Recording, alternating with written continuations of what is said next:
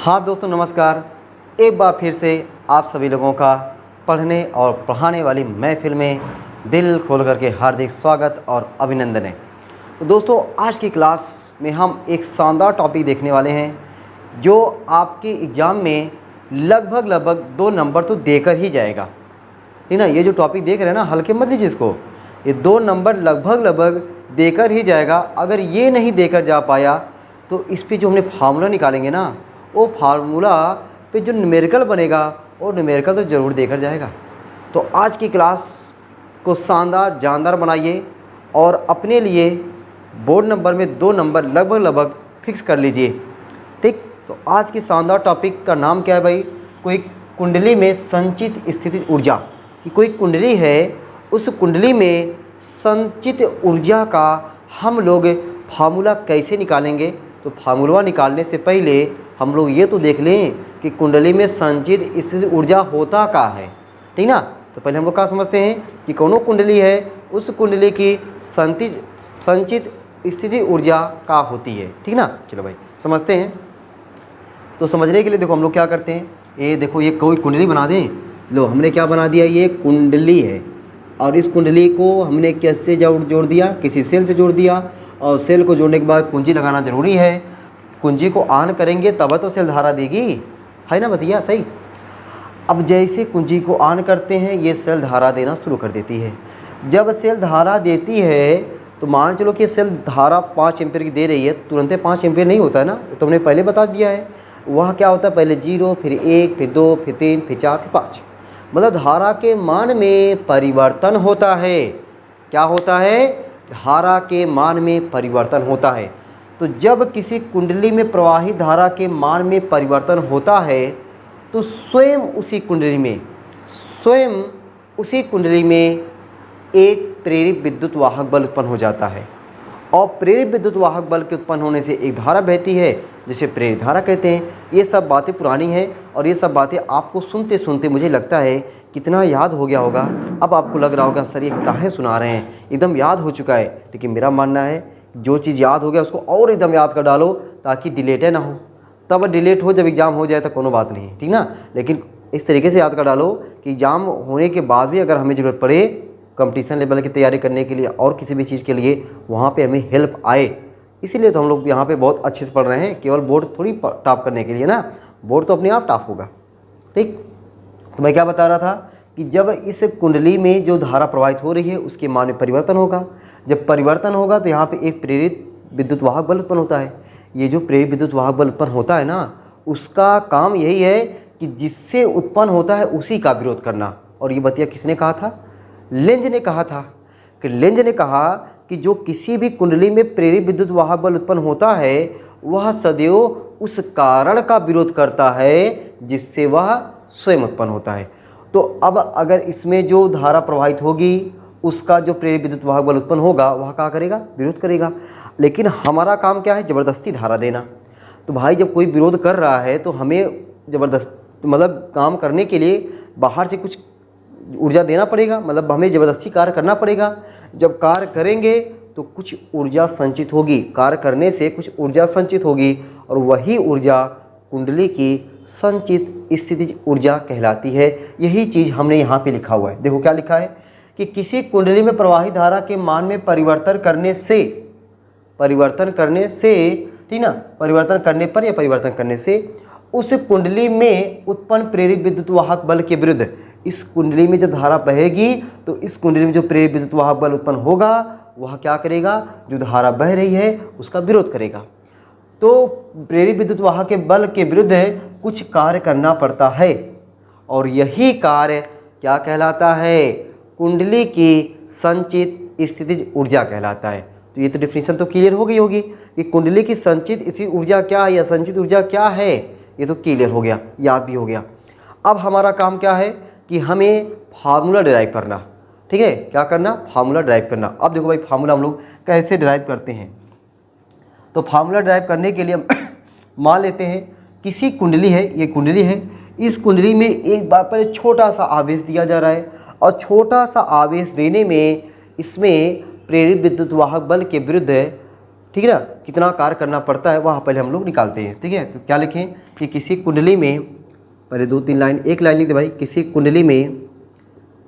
कुंडली में अल्प आवेश, चाहे अल्प आवेश बोलो चाहे सूक्ष्म आवेश बोलो, दोनों बतिया एक ही है। अल्प आवेश डी क्यू प्रवाहित करने में किया गया अल्प कार्य लिख दें, किया गया अल्प कार्य। भाई छोटा सा आवेश प्रवाहित होगा तो कार्य भी क्या हो जाएगा, छोटा सा होगा। अल्प कार्य को लिखेंगे डी डब्ल्यू। अब डी डब्ल्यू बराबर क्या हो जाएगा, डी डब्ल्यू बराबर क्या हो जाएगा, देखो भाई डी डब्ल्यू बराबर हो जाएगा यहाँ पे ई डी क्यू। अब तुम लोग इसको देख करके हड़क गए होगे, अरे सर ये तो मुझे डायरेक्टली याद करना पड़ेगा, अभी तो हमने कोई इस टाइप का देखा ही नहीं, डी डब्ल्यू बराबर जहाँ पे ई डी क्यू हो जाए, नहीं देखा होगा। ये बात सही भी है। देखो भाई देखोगे कैसे, आपने विभवांतर पढ़ा है एकदम, विभवांतर तो कक्षा 10 से पढ़ते चले आ रहे हो, विभवांतर पढ़े है ना। विभवांतर क्या होता है, V बराबर डब्ल्यू अपान क्यू, तो यहाँ से W बराबर क्या हो जाएगा, V क्यू।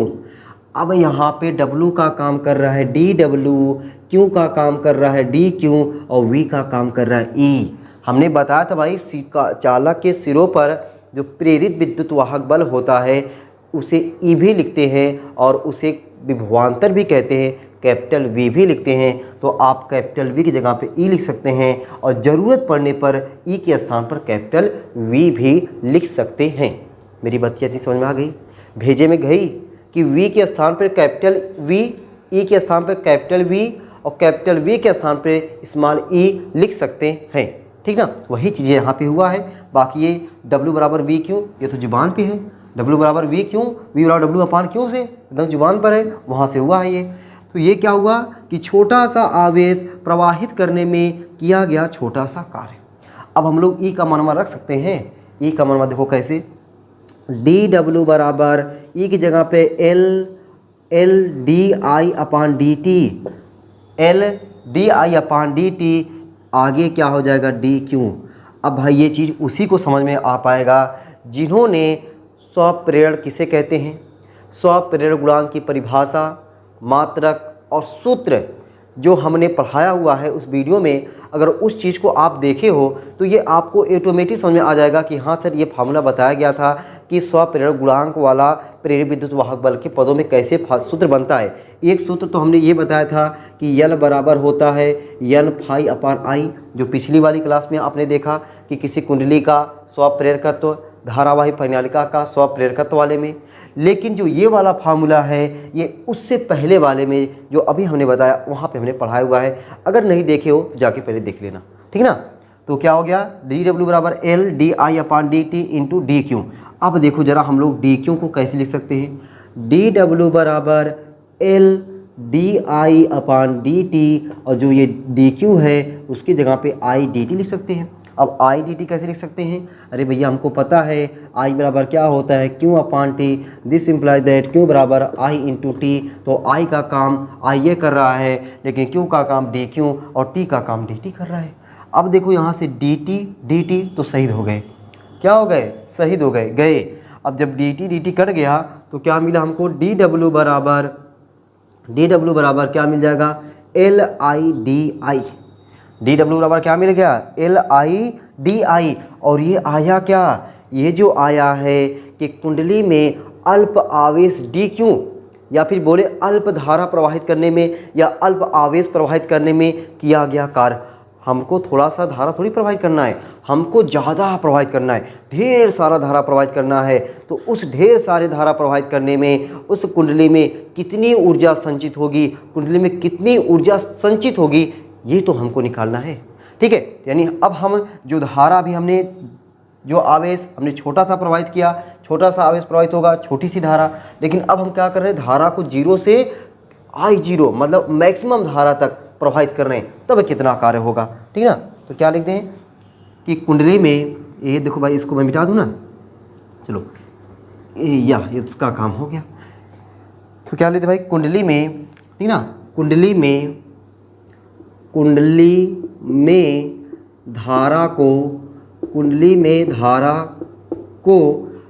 धारा को जीरो से जीरो से आई जीरो क्या है भाई, मैक्सिमम धारा, अधिकतम धारा, ठीक ना, आई जीरो तक प्रवाहित करने में, आई जीरो तक प्रवाहित करने में किया गया कार्य, प्रवाहित करने में किया गया कार्य। अब आपको तो इतना आइडिया मिल ही गया होगा, इतना दिन से पढ़ रहे हो, कि जब छोटा सा कार्य मिल जाता है ना और ज़्यादा कार्य चाहिए होता है तो आप क्या करते हैं, समाकलन करते हैं। क्या करते हैं हम लोग, समाकलन करते हैं। तो यहाँ पे क्या हो जाएगा, समाकलन हो जाएगा। तो भाई W बराबर समाकलन जीरो से आई जीरो, धारा कहाँ से ले जानी है, जीरो से आई जीरो तक ले जानी है, ठीक ना। तो क्या हो जाएगा यहाँ पे DW हो जाएगा। W बराबर जीरो से आई जीरो, DW का मान क्या है, LIDI। अब तो आप लोग कांस्टेंट क्या है, वेरिएबल क्या है, ये तो एकदम आप समझ गए होंगे। सॉरी भाई, जिसके साथ डी लगा होता है वो क्या होता है, वेरिएबल होता है, और जिसके साथ डी नहीं लगा होता है कांस्टेंट होता है। यहाँ पे डी किसके साथ लगा है, आई के साथ लगा है, तो यहाँ पे आपका आई क्या है, वेरिएबल है। यल तो बाहर हो जाएगा, इसकी बेचारे के अंदर कोई इज्जत नहीं है, IDI, जब इज्जत नहीं है तो बेचारे को बाहर कर दो।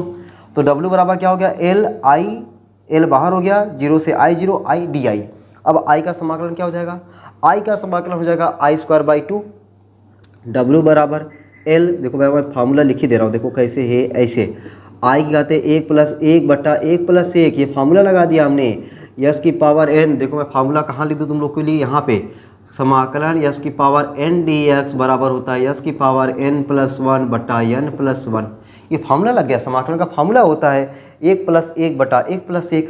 W बराबर LI²/2, जीरो से आई जीरो, ठीक ना। W बराबर L/2 अपर लिमिट आई जीरो, आई की जगह पे I zero square minus zero square, ठीक।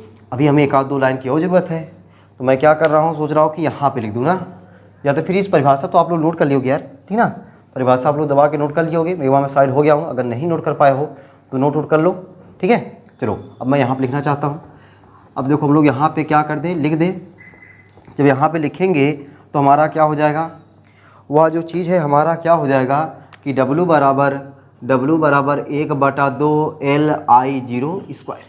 W बराबर क्या हो गया, 1/2 LI0²। ये होगा ना भाई, यहाँ पे जीरो का स्क्वायर मतलब जीरो हो गया, और I0² मतलब I0²। W बराबर 1/2 LI0²। ये बार मैं देख लूँ, ये आप लोग को दिख रहा है कि नहीं यार, चलो भाई दिख तो रहा है तुम लोग को। W बराबर क्या हो गया, 1/2 LI0²। अब ये ऊर्जा है ना, तो हम लोग W को नॉर्मली हम लोग कार्य से लिखते हैं, कार्य को हम लोग क्या करते हैं, W से लिखते हैं, लेकिन ये हमारा क्या है, ऊर्जा है, तो ऊर्जा को हम लोग क्या लिख दें, U लिख दें ना। तो यही मतलब यही किया गया कार्य क्या है, ऊर्जा कहलाता है। एक लाइन लिख सकते हो कि यही किया गया कार्य ही, मैं ही लिख देता हूँ, यही किया गया कार्य ही ऊर्जा कहलाता है।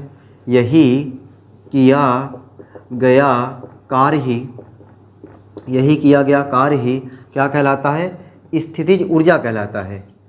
स्थितिज ऊर्जा या संचित ऊर्जा, यहाँ पे हम लोग संचित ऊर्जा लिखे ना, यही किया गया कार्य ही संचित ऊर्जा कहलाता है। यही किया गया कार्य ही क्या कहलाता है, संचित ऊर्जा कहलाता है, संचित ऊर्जा कहलाता है। अब जो ऊर्जा होता है ना, ऊर्जा का सिंबल क्या होता है, U होता है। U बराबर 1/2 LI0²। U क्या है, संचित ऊर्जा, L क्या है, कुंडली का स्वप्रेरण गुणांक या स्वप्रेरकत्व, I0 क्या है, उस कुंडली में बहने वाली अधिकतम धारा। स्वप्रेरण गुणांक या स्वप्रेरकत्व का मात्रक क्या होता है, हेनरी होता है। और भी मात्रक होता है, वेबर प्रति एम्पियर होता है, ठीक ना। ये मात्रक याद होना चाहिए, बीमा याद होना चाहिए, ठीक ना, मात्रक बीमा जरूर यल की, ठीक ना। चलो भाई, तो इतना आप लोग नोट करो। अब हम लोग देखते हैं भाई क्या कि जो ये हमारे प्रेरकत्व है, इन प्रेरकत्वों का संयोजन कैसे किया जाता है, ठीक ना। प्रेरकत्वों का जैसे प्रतिरोधों का संयोजन, संधारित्रों का संयोजन, सेलों का संयोजन, उसी तरीके से एकदम उसी तरीके से प्रेरकत्वों का भी संयोजन होता है। तो प्रेरकत्वों के संयोजन को समझने से पहले हम लोग समझ लेते हैं कि प्रेरकत्व होता क्या है, और प्रेरकत्व के बारे में 2-3 चीज़ें जैसे हम लोग प्रतिरोध के बारे में सीखे हुए हैं, वैसे ही पहले आप लोग इस चीज़ को पहले दबा के बढ़िया से नोट कर लो। तब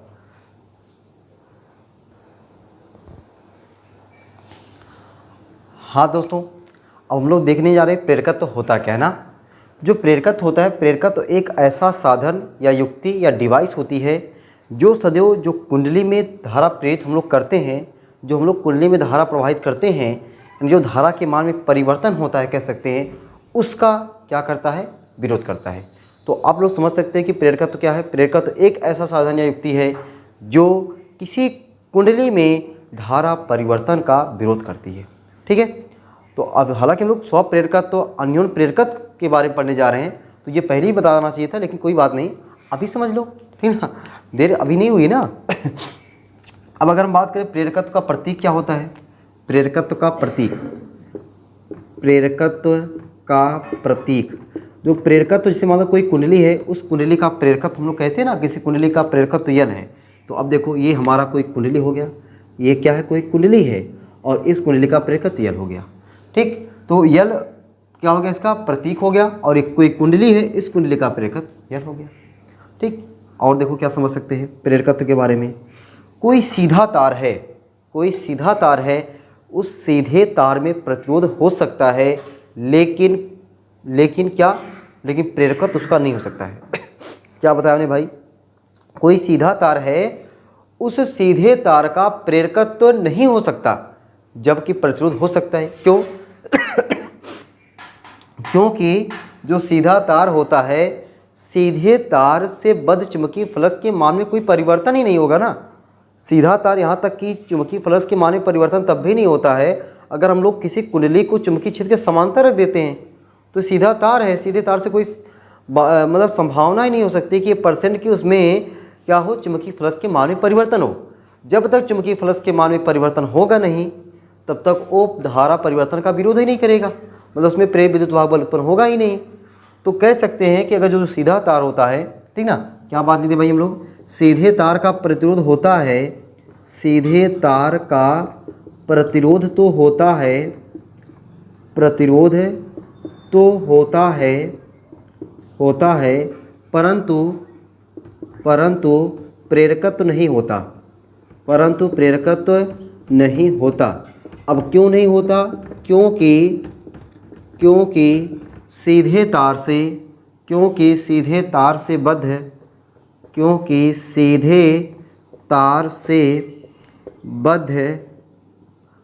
चुंबकीय फ्लक्स के मान में, सीधे तार से बद्ध चुंबकीय फ्लक्स के मान में, चुंबकीय फ्लक्स के मान में क्या परिवर्तन नहीं होता है, मान में परिवर्तन नहीं होता है।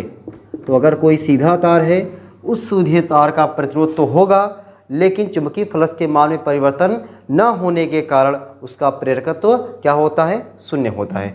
तो ये रहा भाई आपका प्रेरकत्व के बारे में छोटी मोटी चीज़ें।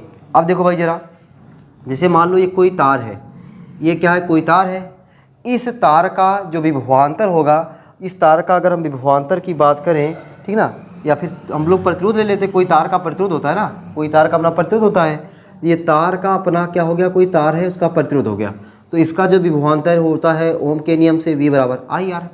लेकिन अगर कोई संधारित्र है, इस चीज़ को जो पहचान ही रहे हो, ये क्या है, संधारित्र है, उस संधारित्र के सिरों पर जो विभवांतर होता है वह V बराबर क्या होता है, Q/C होता है। जबकि अगर यहाँ पे हमने कोई कुंडली बना दिया, ये हमने कोई कुंडली बना दिया, और इस कुंडली के सिरों के बीच जो विभवांतर होगा, इस कुंडली के सिरों के बीच जो विभवांतर होगा, उसको हम लोग क्या कह सकते हैं, इस कुंडली के सिरों के बीच विभवांतर V बराबर LdI/dt कह सकते हैं, ठीक ना। तो अभी जो हम लोग पढ़ने जा रहे हैं प्रेरकत्वों का संयोजन में, तो इस चीज़ का यूज होने वाला है। और ये तो पहले से हमको पता है ना, अभी हमने जो फॉर्मूला निकलवाया है वहाँ भी तो हमने बताया कि V बराबर LdI/dt, और ये इसके बारे में हमने पहले सीखी है कि V बराबर LdI/dt कैसे होता है, ठीक ना। तो ये हमारा रहा प्रेरकत्व के बारे में छोटी बहुत जानकारी। अब हम लोग देखने जा रहे हैं प्रेरकत्वों का संयोजन होता क्या है ना। चलो भाई इसको मिटा उठा दे। एक चीज़ और देखो भाई, प्रेरकत्व जो होता है ना, प्रेरकत्व हमेशा करता क्या है, धारा परिवर्तन का विरोध करता है। और धारा परिवर्तन का विरोध करने का मतलब ये हुआ, जैसे अगर मैं बता दूं आपको, अगर ये कोई कुंडली है, इस कुंडली में धारा, कुछ जो धारा प्रवाहित हो रही है, इधर से प्रवाहित हो रही है, तो प्रेरित धारा क्या करेगी, इसका विरोध करेगी, मतलब प्रेरित धारा की दिशा इधर हो जाएगी, वही अगर कुंडली में धारा कम हो रही है, मतलब कम हो रही है बोले तो ये क्या करेगा, प्रेरित धारा उसको बढ़ाने का काम करेगा, ठीक ना। अगर प्रेरित धारा की जो दिशा होती है वह क्या होती है, जो धारा बहती है उसका विरोध करना, कम है तो ज़्यादा करना, ज़्यादा है तो कम करना, ठीक ना। चलो इतनी चीज़ें आप लोग नोट कर लिए होगे, ठीक ना। अब हम लोग देख लेते हैं क्या, प्रेरकत्वों का संयोजन, ठीक है भाई, मिटा दें। चलो हम लोग क्या देख लेते हैं, प्रेरकत्वों का संयोजन। यही नाले भाई, प्रेरकत्वों का संयोजन, कॉम्बिनेशन ऑफ इंडक्टेंस, ठीक है, प्रेरकत्व इंडक्टेंस, प्रेरकत्वों का संयोजन, प्रेरकत्वों का संयोजन। तो प्रेरकत्वों का संयोजन कितने प्रकार से होता है, 2 प्रकार से होता है। कौन कौन से संयोजन होता है, एक श्रेणी क्रम संयोजन होता है और दूसरा समांतर क्रम संयोजन होता है। प्रेरकत्वों का संयोजन जो है कितने प्रकार से, 2 प्रकार से, एक श्रेणी क्रम और दूसरा समांतर क्रम। तो पहला जो हमारा आता है श्रेणी क्रम संयोजन, श्रेणी क्रम संयोजन। तो हम लोग क्या करेंगे, पहले तो फिगर तो बना दे तब लोग जानेंगे भाई प्रेरकत्वों का श्रेणी क्रम संयोजन का हम लोग फॉर्मूला कैसे निकालेंगे, ठीक ना। तो पहले हम लोग क्या करेंगे, एक छोटा सा फिगर बनाएंगे ना, जैसे प्रतिरोधों का संयोजन बनाना था, संधारित्र का संयोजन निकालना था, या फिर सेलों का संयोजन निकालना था, उसके लिए पहले हम लोग क्या करे थे, फिगर बनाए थे। तो वैसे हम लोग क्या करेंगे, यहाँ पे एक फिगर बनाएंगे ना। अब देखो छोटा सा फिगर बनाते हैं। ये देखो हमारा क्या हो गया, कोई कुंडली हो गया, ठीक, पहली कुंडली हो गया। अब ये क्या हो गया, कोई दूसरी कुंडली हो गया, और ये क्या हो गया, कोई तीसरी कुंडली हो गया। अब इसको देख करके समझ गए होंगे कि ये सभी लोग किस क्रम में जुड़े हैं, किस क्रम में जुड़े हैं, श्रेणी क्रम में जुड़े हैं। और ये जो मैं बनाने जा रहा हूँ ये क्या है, कोई सेल है, और ये क्या बन गया, कोई कुंजी बन गया, ठीक। तो हमने कितना कुंडली लिया, 3, और सब कुंडली का जो प्रेरकत्व होगा क्या होगा, यल होगा, ठीक ना। इस कुंडली का प्रेरकत्व यल नहीं सर, L1 L2 L3, इससे बहने वाली धारा सब में क्या होगी, समान होगी। तो सब में धारा क्या जा रही है, I समान जा रही है। इनके बीच विभवांतर V1, इनके बीच विभवांतर क्या होगा, V2, इनके बीच विभवांतर क्या होगा, V3। श्रेणी क्रम संयोजन में विभवांतर का मान क्या होता है, अलग अलग होता है, जबकि धारा का मान समान होता है, ठीक है। ये तो हमने ज़माने से सीखते चले आ रहे हैं। तो यहाँ पे अगर हम देखें, जो चीज़ अलग होता है उसी का मान हम लोग निकालते हैं, जो चीज़ अलग होता है उसी का मान हम लोग निकालते हैं। तो अगर हम बात करें यहाँ पे V1 बराबर क्या हो जाएगा, V1 बराबर हो जाएगा L1 DI/dt। V2 बराबर क्या हो जाएगा, V2 बराबर हो जाएगा L2 DI/dt। V3 बराबर क्या हो जाएगा, V3 बराबर हो जाएगा L3 DI/dt। अब अगर हम मान लें जो सेल है उस सेल का कुल विभवांतर क्या हो, V हो, यदि सेल का कुल वोल्टेज कैपिटल V हो, यदि सेल का कुल वोल्टेज कैपिटल V हो, तब अब ये जो V है वह V कितने भागों में बढ़ गया, 3 भागों में। तो V बराबर V1 + V2 + V3। क्या करेंगे, V1 V2 V3 का मनवा यहाँ पे ला के रख दें। देखो मनवा कैसे ला के रखते हैं भाई, V बराबर L1 DI/dt + L2 DI/dt + L3 DI/dt। सब में क्या कॉमन है, DI/dt कॉमन है। V बराबर DI/dt पहले कॉमन ले लेना, ये देखो DI/dt कॉमन ले लिया, क्या बचा, L1 + L2 + L3, ठीक ना भाई। तो DI/dt को अगर हम लोग नीचे भेज देंगे तो हमारा क्या बन जाएगा, V बटा DI/dt बराबर L1 + L2 + L3। अब बताओ जरा, V बटे DI/dt जगह पे क्या हो जाएगा। अभी आपने देखा क्या कि V बराबर क्या होता है, L DI/dt। तो यहाँ से L बराबर क्या होगा, यहाँ से L बराबर हो जाएगा V बटा DI/dt होगा कि नहीं। यहाँ से अगर भाई V बराबर होता है L DI/dt, तो वहाँ से आपका L बराबर क्या हो जाएगा, V DI/dt। तो ये चीज़ें वहाँ पे है कि नहीं, V बटा L V DI/dt। देख ले भाई, दिख रहा है कि नहीं यार, चलो दिख तो रहा है। तो V बटा DI/dt जो है उसकी जगह हम लोग क्या लिख सकते हैं, L लिख सकते हैं ना। तो आपको क्या मिल गया, L बराबर L1 + L2 + L3। तो ये हमको क्या मिल गया कि अगर 2 या 2 से अधिक कुंडली श्रेणी क्रम में जुड़े हों, जिनके या स्वप्रेरक गुणांक अगर L1, L2, L3 हों तो उन सभी का जो तुल्य प्रेरकत्व आएगा L बराबर L1 plus L2 plus L3। ठीक है ना। चलिए अब अगर हम देख ले क्या श्रेणी क्रम वाला हो गया, समांतर क्रम संयोजन ना। अगला हेडिंग हम लोग क्या डाल लें, समांतर क्रम संयोजन। समांतर क्रम संयोजन। अब समांतर क्रम संयोजन यानी पैरेलल कॉम्बिनेशन, उसका फिगर देखो भाई पहले क्या हो जाएगा। ये देखो हमारा हो गया ये पहली कुंडली, ठीक है, ये यह इसके ऊपर हम लोग बना दे ऐसे एक और कुंडली, इसके नीचे एक और ऐसे कुंडली बना दें। अब फिगर दे करके समझ गए होंगे कि ये हमारा जो है कौन सा संयोजन है ये हमारा है ये देखो सेल लगा दिए, सेल के साथ हमने कुंजी भी लगा दिया। ये कौन सा हो गया, कौन सा हो गया, ये समांतर क्रम संयोजन। किसका, प्रेरकत्वों का। कुंडली है ना, पहला कुंडली L1, दूसरा कुंडली L2, तीसरा कुंडली L3। अब सेल से क्या निकलेगी, धारा। बेचारी धारा यहाँ पे पहुँचती है ना, बट जाती है। क्या होती है, बट जाती है। तो यहाँ पे धारा जाने वाली धारा I1, इसमें जाने वाली धारा I2, इसमें जाने वाली धारा I3। ठीक, अब यहाँ पे क्या अलग है, अब अगर बात करें यहाँ पे क्या अलग है, धारा अलग है। क्या अलग है, धारा अलग है। और विभवांतर क्या होगा, सबका, सबके सिरों का जो विभवांतर होगा वह क्या हो जाएगा, V हो जाएगा। ठीक ना। यहाँ से तीनों धारा आ करके मिल जाएंगे, फिर जो है सेल का धारा क्या बन जाएगा, I बन जाएगा। ठीक ना। तो भाई आप लोग फिगर बनाओ, उसके बाद हम लोग इसका जो है क्या देख लेते हैं, डेरिवेशन देख लेते हैं। ठीक है, इसको मैं मिटा दूँ। चलो भाई, अगर नोट वोट नहीं किया हो ना तो स्क्रीन शॉट ले लिया करो, डायरेक्ट नोट कर लिया करो, क्या जरूरत स्क्रीन शॉट लेकर गैलरी भरने की ना। चलो तो ये हो गया। ठीक, अब इसका हम लोग डेरिवेशन देख लेते हैं, किसका, समांतर क्रम संयोजन का। अभी तो हमने किसका देखा, श्रेणी क्रम संयोजन का। श्रेणी क्रम संयोजन में सूत्र क्या मिला, L बराबर L1 plus L2 plus L3। अब समांतर क्रम वाला समझ गए होंगे कि 1/L बराबर 1/L1 plus 1/L2 plus 1/L3 मिलने वाला है। बस यही देखना है हमको कि वो मिलेगा कैसे, वो मिलेगा कैसे ना। चलो भाई समझते हैं। तो हमें धारा का मान निकालना है, तो धारा का मान निकालेंगे कैसे। सिंस हमको क्या पता है भाई, हमको पता है V बराबर L DI/dt। ये पता है भी हमको ही पता है ना, V बराबर L DI/dt यहाँ पे होता है। तो अगर विभवांतर अलग होता तो हम डायरेक्ट V1 बराबर L1 DI/dt करते, अभी जैसे हमने किया हुआ है। लेकिन यहाँ पे धारा अलग है और हमें यहाँ पे तो धारा का मान निकाल लो, तो धारा बराबर क्या हो जाएगा, यानी DI/dt बराबर क्या हो जाएगा, V/L हो जाएगा। तो अगर ऐसा हो सकता है तो हम लोग DI1/dt बराबर क्या लिख सकते हैं, V/L1 लिख सकते हैं। ठीक ना। तो DI2/dt क्या लिख सकते हैं, V/L2 लिख सकते हैं। DI3/dt क्या लिख सकते हैं, V/L3 लिख सकते हैं। अगर इस बैटरी से निकलने वाली कुल धारा I हो तो वह I 3 भागों में बटी। तो अब यहाँ पे I की जगह पे हम लोग क्या लिखेंगे, DI/dt। ठीक ना। और I1 जगह पे क्या लिखेंगे, DI1/dt प्लस I2 जगह पे क्या लिखेंगे, DI2/dt। I3 जगह पे क्या लिखेंगे, DI3/dt लिखेंगे। ठीक, तो DI/dt जगह पे क्या हो जाएगा, L DI/dt।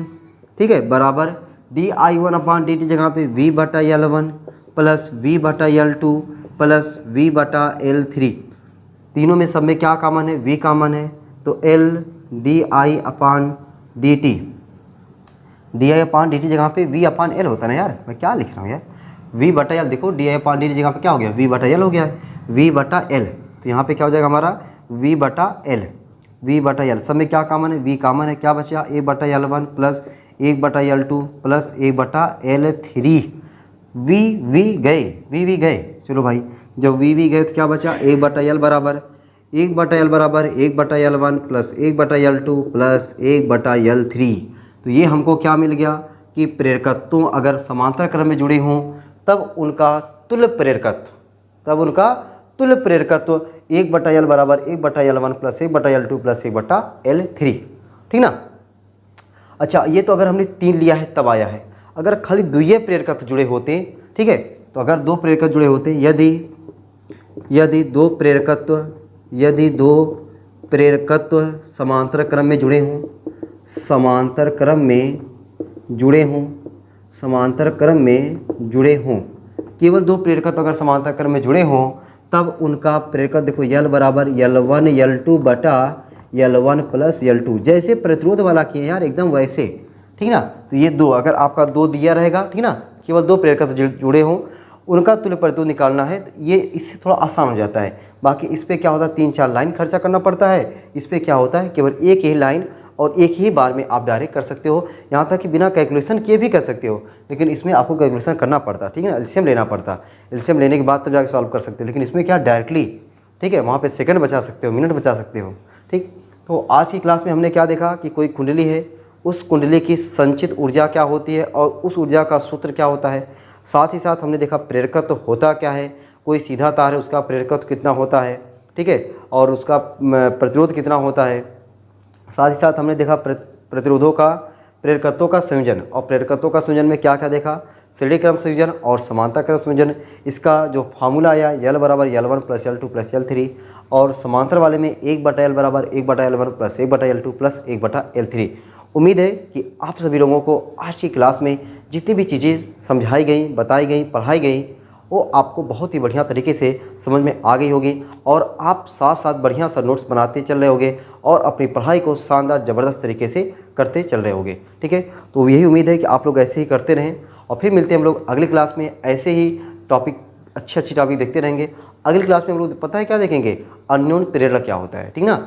अभी हमने क्या देखा, 100 पीरियड, जैसे 100 पीरियड देखे हैं वैसे ही आपको मिलेगा अननोन पीरियड। अगर आपको 100 पीरियड और 100 पीरियड संबंधित जो चीज़ें बताई गई, समतल कुंडली का 100 प्रेरकत्व, लंबी धारावाही परिनलिका का 100 प्रेरकत्व, अगर ये सब चीज़ें अगर आपको समझ में आ गया है, तो अगला जो टॉपिक आपको मिलेगा अननोन पीरियड, समझो उसमें आपको कुछ करना ही नहीं है। अगर नहीं समझ में आया है तो अननोन पीरियड भाई समझ में नहीं आएगा। क्यों? क्योंकि उससे थोड़ा सा अलग है, लेकिन उसका अगर आपने ज्ञान लिया हुआ, उसकी जानकारी आपको है, तब तो ये आपको एकदम आसान लगेगा, और नहीं जानकारी है तो टफ लगेगा। तो आप टफ बनाइए ही मत ना। तो मैं पहले बता दे रहा हूँ कि आपको 100 पीरियड गुणांक और 100 पीरियड बढ़िया तरीके से एकदम सीख लीजिए, समझ लीजिए, तब जाके अननोन पीरियड जब आप देखेंगे ना, तो आपको खुद लगेगा कि हाँ सर आपने बहुत बढ़िया किया, जो बता दिया पहले और हमने उसको अच्छे से समझ लिया था, और ये वाला चीज़ हमको एकदम पढ़ना ही नहीं पड़ रहा है, बस केवल वीडियो देखोगे, नोट्स बनाओगे, आपका तैयार, ठीक है। उसके बाद हम लोग क्या करेंगे, ढेर सारे न्यूमेरिकल को लगाएंगे, और न्यूमेरिकल जितना लगाएंगे ना, तो आपको लग जाएगा कि हाँ हमारा चैप्टर जो है बढ़िया तरीके से तैयार हो गया है, ठीक है। तो फिर मिलते हैं अगली वीडियो में, तब तक के लिए सबको बाय बाय।